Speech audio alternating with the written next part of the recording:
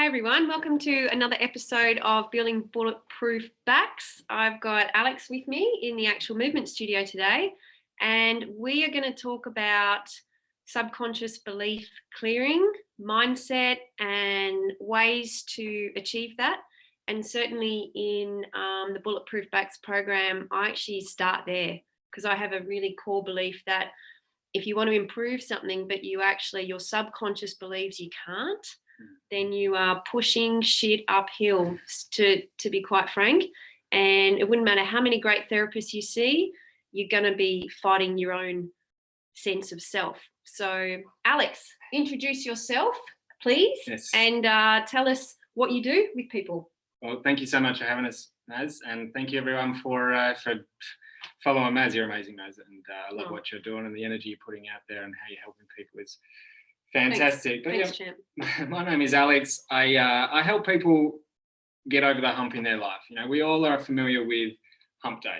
Yeah. This is where I'm sort of going with this new branding, is that we're all stuck in this cycle of, you know, we dread a moment, we get up, we touch on it, and then it's sort of, we either get over it or we get scared by it and come back and retract into ourselves. As you say, you're pushing shit uphill. And that, if you've got something to help, what if you had an excavator pushing things up that hill?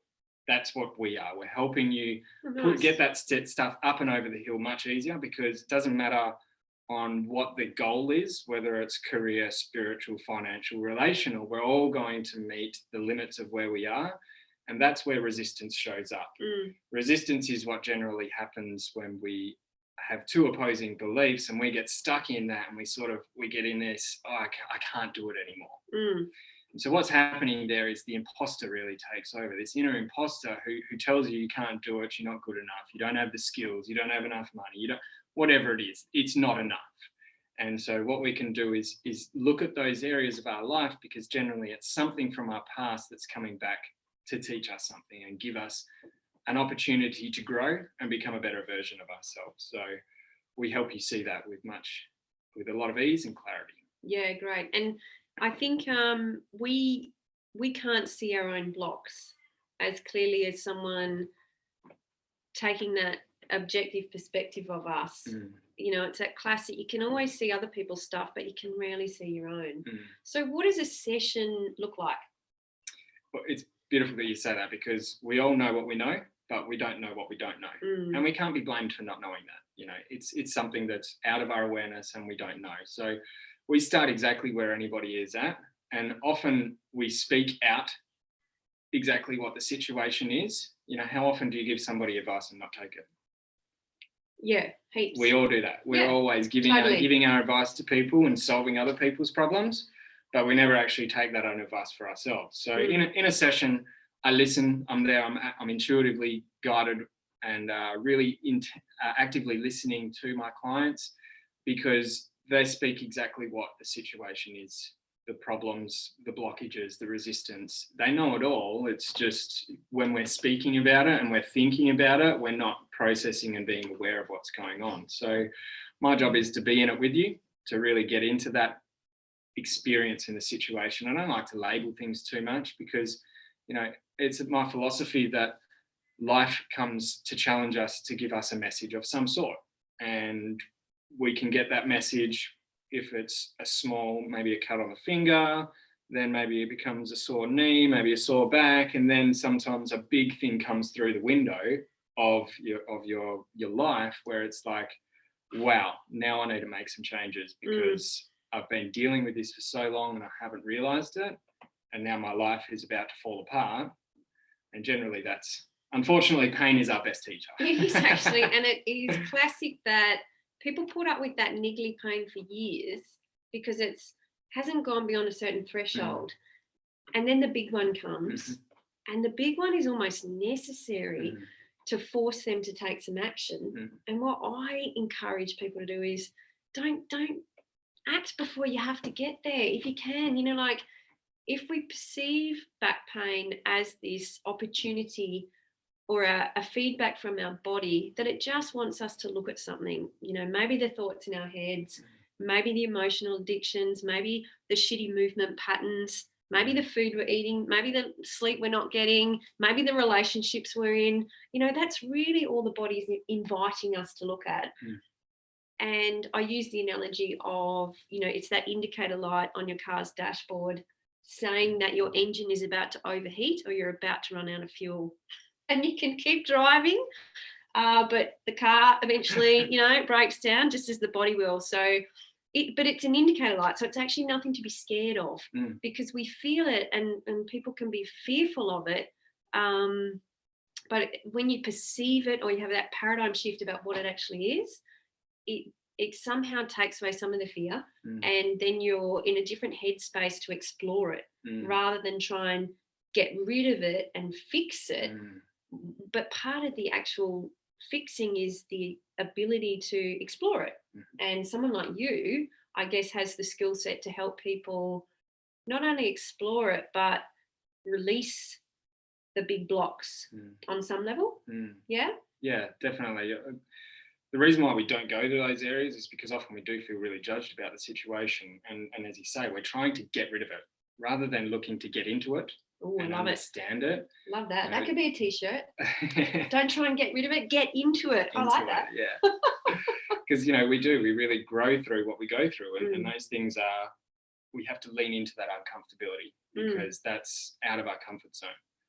And I love that you're talking about this as a signal. If I can share an experience. Yeah, and it was about my own back. It was about my back. So that's great. Perfect. Yeah. Share away. Over COVID, obviously, we were all in lockdown. I got stuck on the couch a fair bit. I was going down a lot of rabbit holes, and it's very entertaining in the world at the moment. So we were spending a lot of time on the couch, and I started developing, pains just between my shoulder blades and my spine. And I was like, oh, what am I doing? Maybe I'm sleeping wrong, or maybe maybe I've strained it or something. Maybe I've got tension in my arms. I was distracting myself and deluding myself about the fact that I was just sitting on the couch really uncomfortably for many hours in the day while I was at home. So I wasn't moving, I was stagnant, and I'd become quite sedentary. Right. And then I realised, hey, I got to get back going again. So when things opened, I got a casual job, and all of a sudden the back pain left. But from that, so many opportunities in my life are starting to open up. Just the fact that I wanted to get back into work, because at the time I was working for myself, but things were as they were. So I wasn't having heaps of clients, heaps of sessions with people at the time.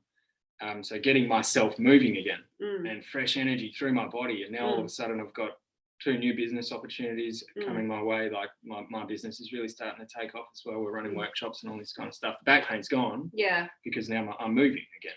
So you feel it was the stagnation of the energy, or your body inviting you to get out and get moving more. Yeah. It can be that simple, can't it? Yeah. It can actually be that simple.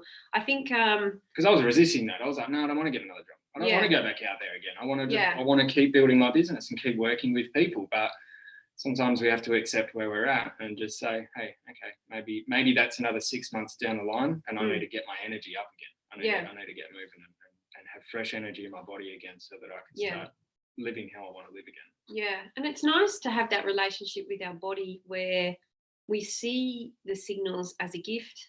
And I'm mindful as I'm saying this, there's listeners in a lot of pain who this sort of conversation they really reject because they don't.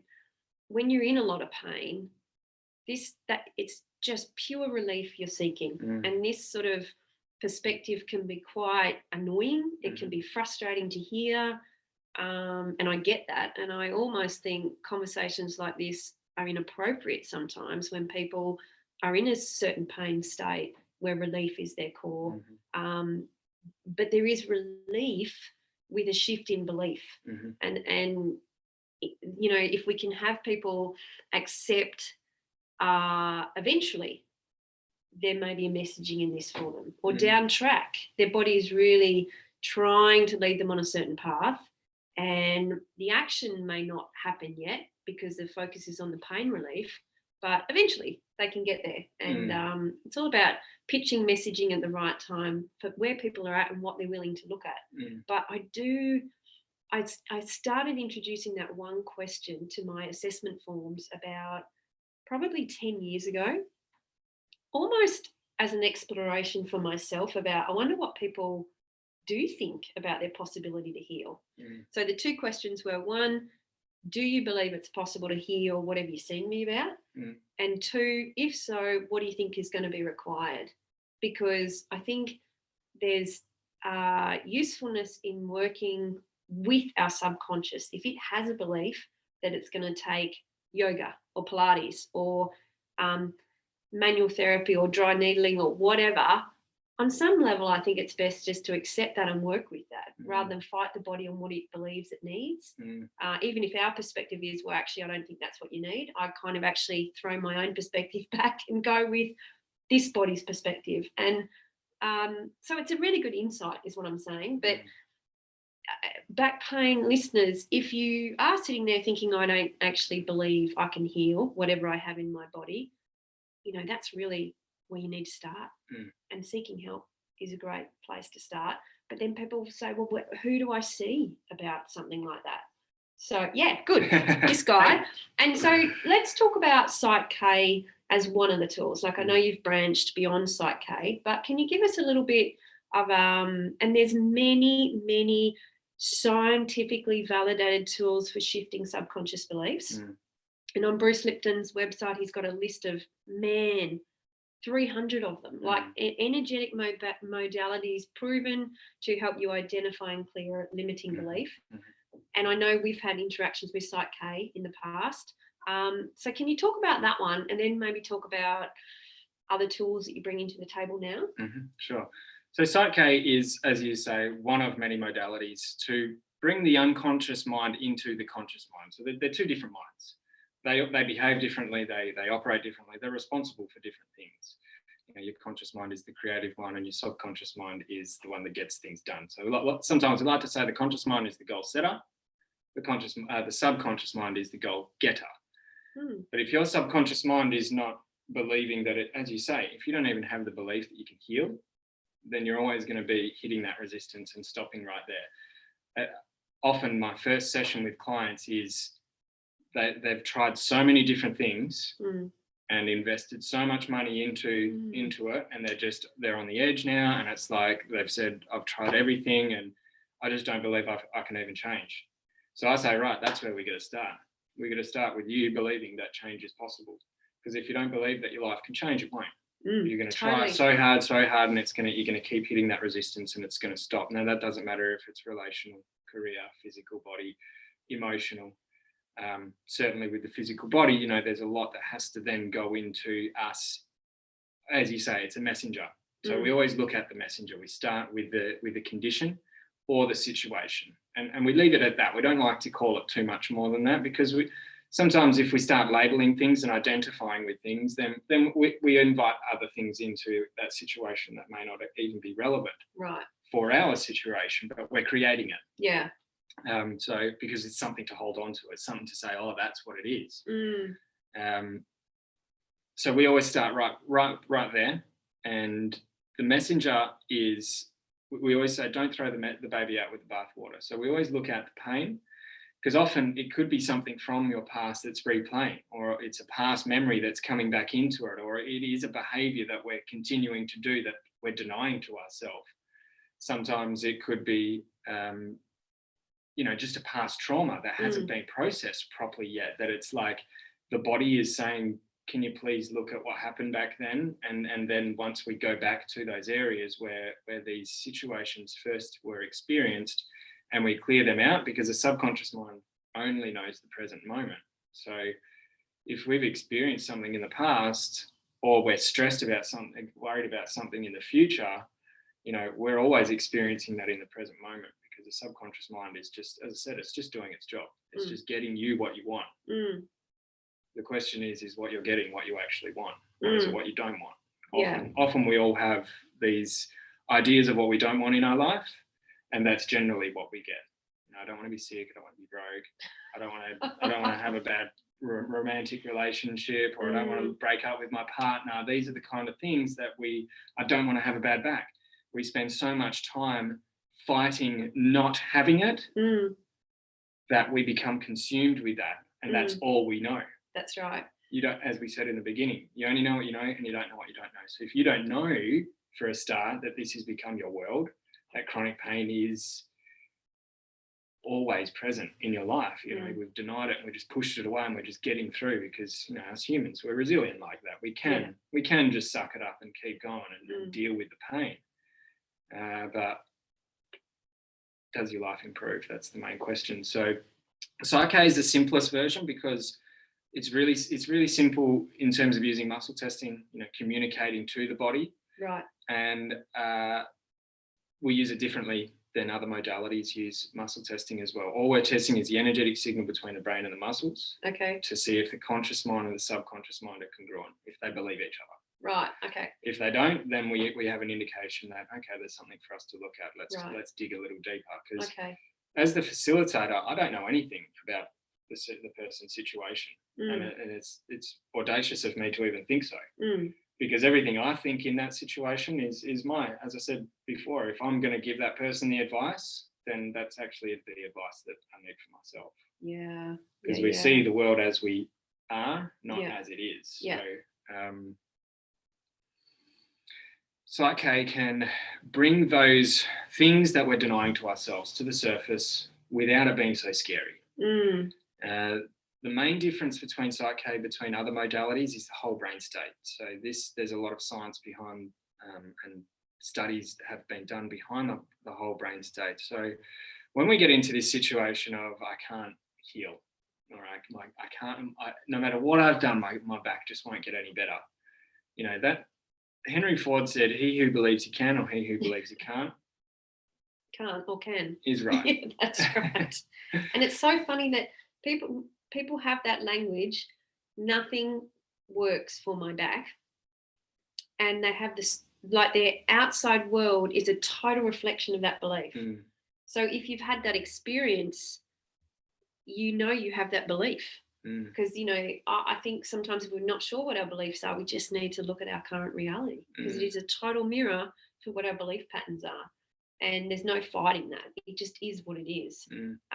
So if your pattern is seeing multiple therapists and not getting any results, there's something going on that's worth exploring. Yeah. Some of us become addicted to just jumping between different modalities.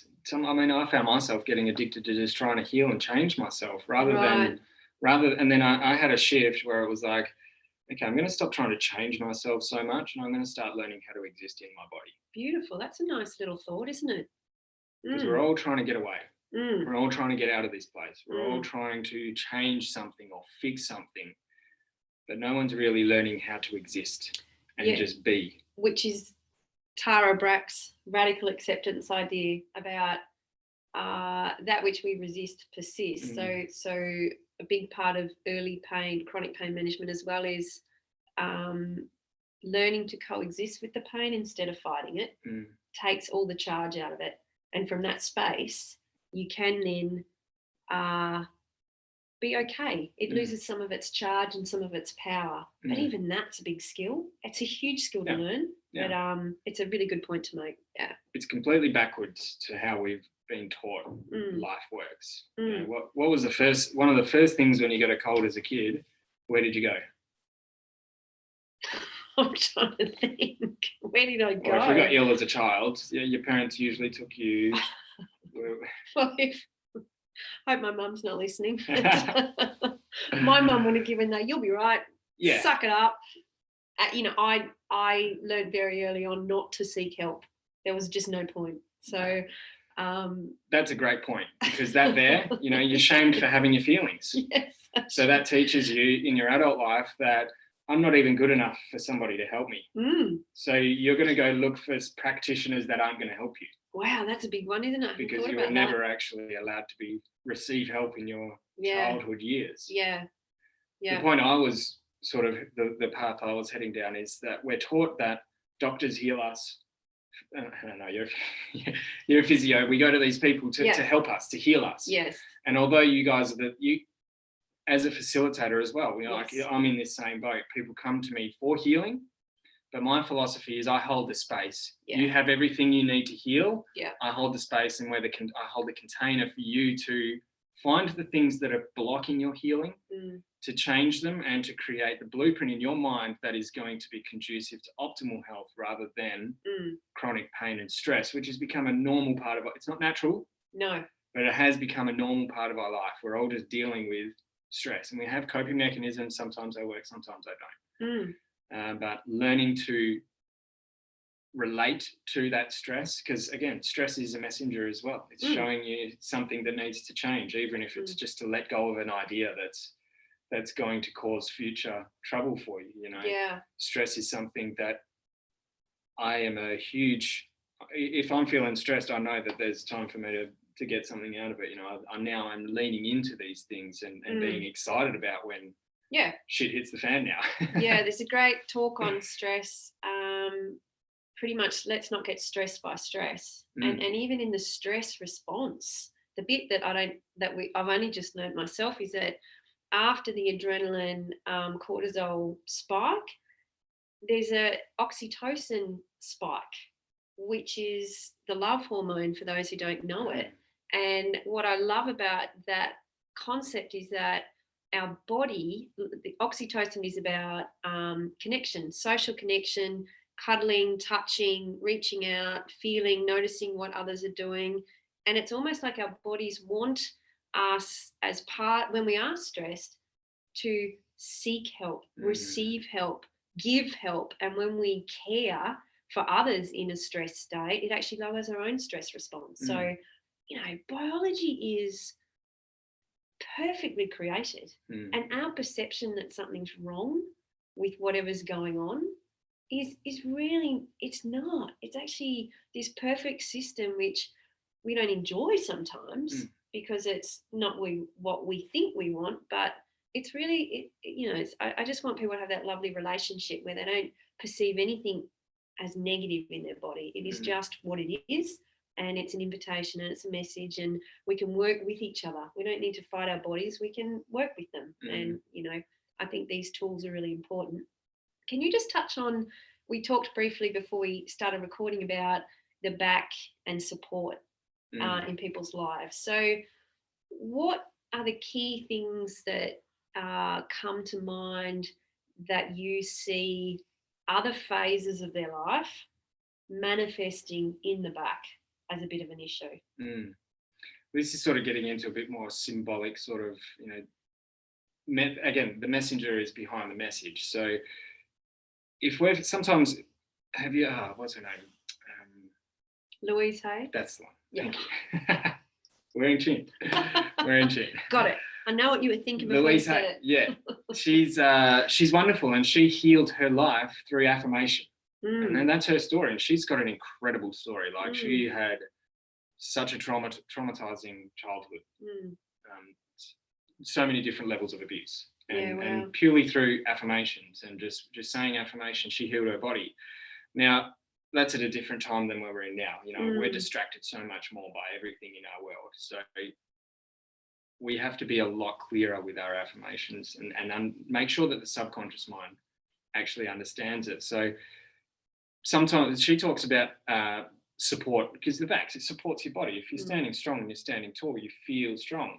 Whereas if your posture's, you're sort of down and slumped down, you're not strong. You're cowering over and you're in protection mode. Now, Bruce Lipton says that you can either be in protection or growth. Wow, I like that. Living or dying. Wow. That's it, a cell, and that's at the cellular level. There is no in between. Right. So if you're in protection, and you can tell, if we start really tuning into what's going on in the body, not in the mind. The mind will create many different meanings, but in the body does not lie. In the body, there's a wonderful book called The Body Keeps the Score. Yeah. And it shows how the body holds on to our life. Everything that's happened in our life is stored in the body, and the mind reacts to feelings in the body. So if it's chronic pain, the mind is going to constantly react to that. Rather than getting into the pain and learning what it's about, what is it actually teaching me, we just want the quick fix. We just want something that will take the pain away and let me get back to normality again. But there is no normal anymore, because life has now got you to a point where it's time for something new, and that's what it's showing you. So Financial support and relational support are the big ones with lower back pains. Okay. For Louise Hay's kind of philosophy. Yeah. And I actually had a session with a client not long ago. Her situation hasn't improved yet, but that's also because the body is a lot denser. You know, the mind operates at a much higher frequency. Okay. The body is a much lower, denser frequency. I mean, it's a 3D world here where our mind exists is in a different dimension. Nice it's kind of too, much higher frequency. Yeah. So sometimes it does take a little bit of time for the body to adjust and align with the new way of thought. Oh, interesting. The shift in the conscious or subconscious can take a little while to filter down into, well, I guess the cellular reaction needs a little while to process. And okay, that's interesting. Yeah. Well, and the body rebuilds itself. Yeah, so right. So the basis behind Bruce Lipton's research is that the culture of your body is what your blood is. So he did his experiment. He had 3 petri dishes. Yeah. And he had embryonic cells, which are stem cells, which we're constantly rebuild. Even as adults, they're not just baby cells. Yeah. In infants and newborns, humans constantly create stem cells.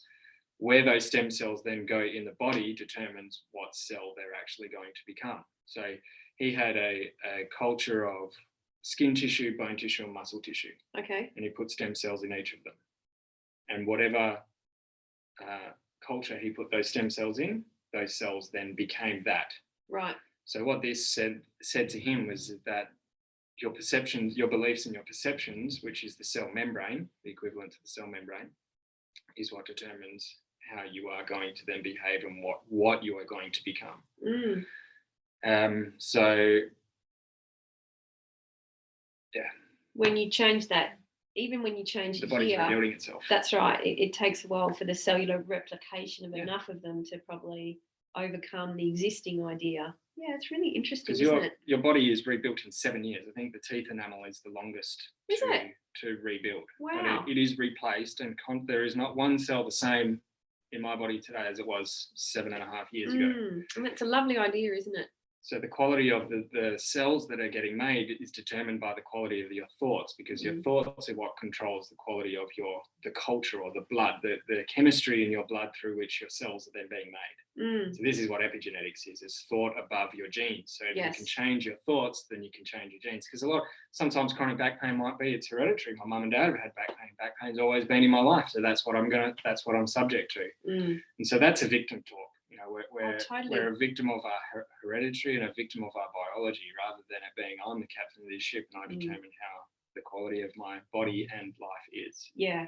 Which is a big shift, because again, as I said, it's backwards. We've been conditioned to look for everything we need outside of ourselves in the world. And although we can find it in there, we need to believe that that's what it is for us first, so that we can actually find what's right for us, rather than constantly looking for the right practitioner or looking. And even in that, you know, then often we put so much power in the practitioners and the doctors and the therapists that we need that person for healing. Then I have to go to my therapist for healing, where it's okay, this person can help me show how I can heal myself. That's the shift that really needs to happen. Totally. And as you're saying that, I'm just reflecting so much on what I see when I'm leading someone on any mindful movement endeavor, which is we're doing it for many reasons, but one of them is to have them get really familiar with their own body signals and interpreting them well, because some people can go into a stretch and they will say, oh, that's hurting. And, you know, when we look at it, and I know it's a stretch sensation, but their language is, oh, that's hurting. And, you know, when we explore even that, they understand, oh, okay, so that's what you'd call a stretch, or that's what you'd call, or a muscle is working. And they perceive that as pain. You know, oh, no, that's actually a muscle just working. So this whole disconnect from processing our internal signals in a healthy way. Some people can't hear any of them. They're totally numb, got no sense of being able to shut their eyes at all, which is a safety trauma probably indicator. And then they either can't hear, or if they do hear, they're not interpreting very well. So they can't be led by their inner processes because there is no reference point for them. And so really we just spend time building that out so that they can trust that their body they can trust their body because they've actually developed that relationship. And there's a word for it. Interoception comes to mind, which is the internal signals processing, versus proprioception, which is the processing of the external. But it is so fascinating, and it's not something that's explained or talked about much.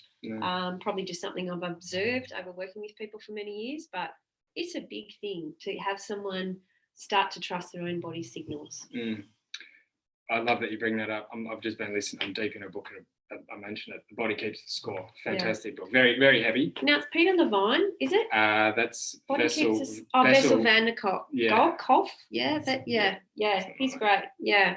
Unreal. And he talks about it. That's the amygdala. The amygdala is the one that it either directs energy to healing or looks for alerts. See, most of us, we've been so traumatized, either in our childhood or just by society. Like, there's so much going on that we're not aware of, that we are constantly looking for threats. We never feel safe. We're not safe in our own bodies until we actually learn how to reset the amygdala to direct energy towards healing, safety, and protection of our, family and children and infants. And creating health rather than looking for threats and being on edge and being in that fight or flight zone the whole time, which is, it's exhausting. Yeah. It's exhausting being in fight or flight, and people don't realize.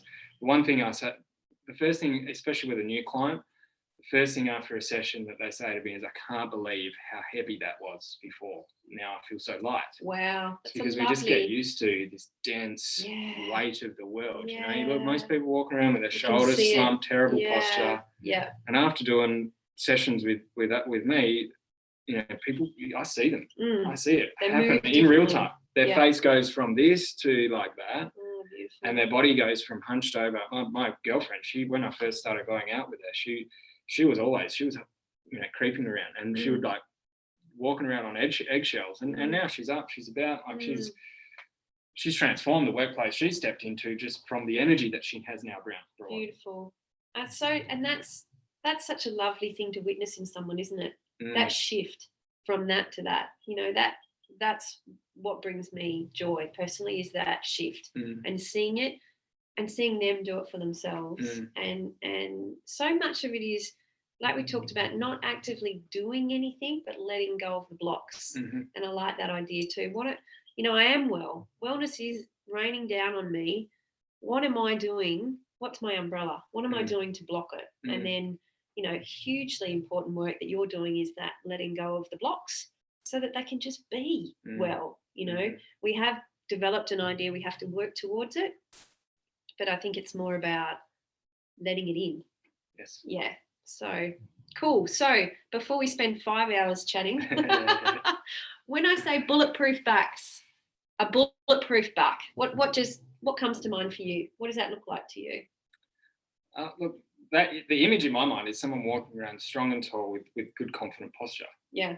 And the positive thing about that is, if you are standing strong in your body, there's a lot of science behind this about the hormones that your posture actually creates. I know if you stand in power poses, you can increase your testosterone by 20%. 20%. And you drop your cortisol by 20%.